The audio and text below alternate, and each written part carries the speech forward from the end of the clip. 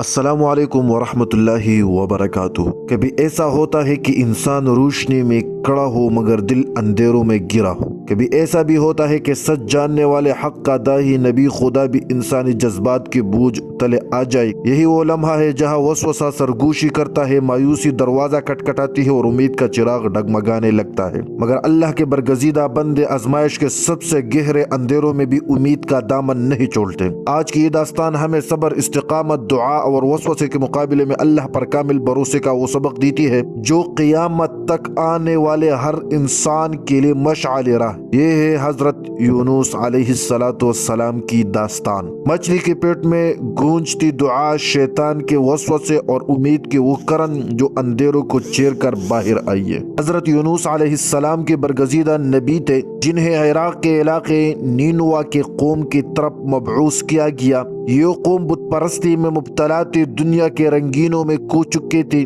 اور حق کی آواز سننے کو تیار نہ تھے۔ حضرت یونس علیہ السلام نے برسوں تک صبر کے ساتھ دعوت دی، سمجھایا، ڈرایا، خوشخبری سنائی، اگر دل سخت تھے، کان بند تھے اور آنکھیں حق دیکھنے سے انکاری تھے۔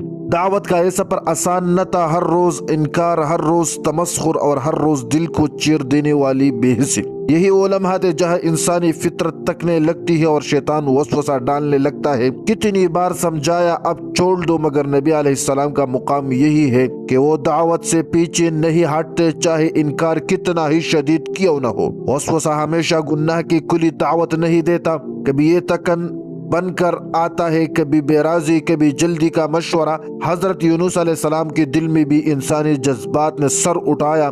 قوم کی مسلسل نافرمانی نے دل کو زخمی کر دیا، شیطان نے اسی زخم پر ہاتھ رکھا اور سرگوشی کی، اب سزا قریب ہے، چھوڑ دو، تمہاری بات کوئی نہیں مانتا۔ یہاں ہمیں سمجھانا ہوگا کہ وسوسہ آنا گناہ نہیں ہے، اس پر عمل کرنا گناہ ہے۔ اللہ کے نبی نے وسوسے کو مانا نہیں، مگر ایک اجتہادی لغزش ہوئی، قوم کو چھوڑ کر چلے گئے۔ اللہ کے حکم کے انتظار کے بغیر یہی وہ لمحہ تھا جہاں آزمائش کا دروازہ کھلا۔ حضرت یونس علیہ السلام سمندر کی طرف روانہ ہوئے، کشتی بھری ہوئی تھی، لہریں بلند تھے اور طوفان قریب تھا، اور اندازی ہوئی اللہ کے مشیت سے نام حضرت یونس علیہ السلام کا نکلا۔ 3 بار قرع پڑا، تینوں بار نام وہی، یہ کوئی اتفاق نہ تھا، یہ رب کی تدبیر تھی۔ حضرت یونس علیہ السلام نے خود کو سمندر میں ڈال دیا۔ اس لمحے انسانیت کی انتہا ہے۔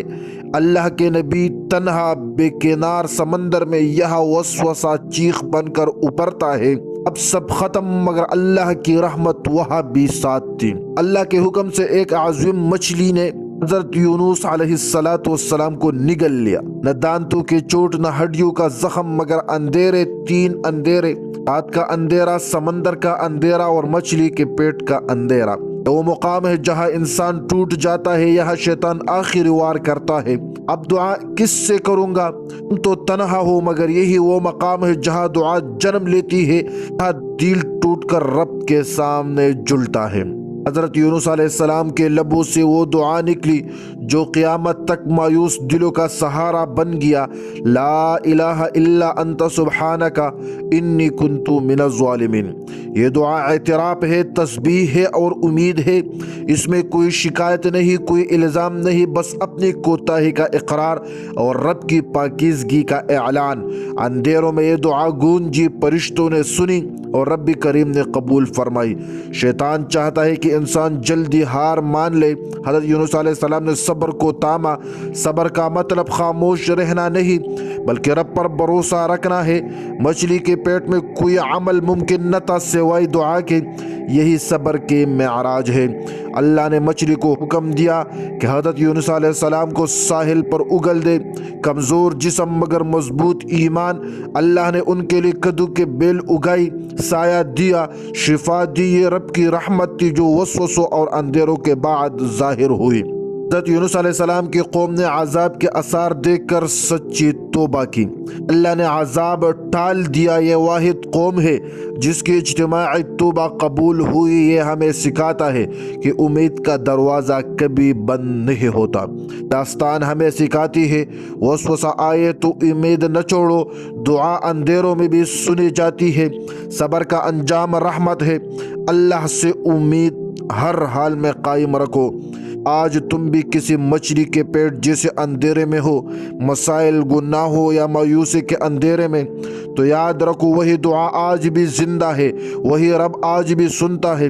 وسوسہ کہے گا اب کچھ نہیں ہو سکتا، مگر ایمان کہتا ہے میرے رب کے لیے سب ممکن ہے۔ بس لبوں پر وہی کلمات لاؤ کو اسی امید سے جوڑو اور یقین رکھو کہ اندھیروں کے بعد ساحل ضرور آتا ہے۔ والسلام علیکم ورحمۃ اللہ وبرکاتہ۔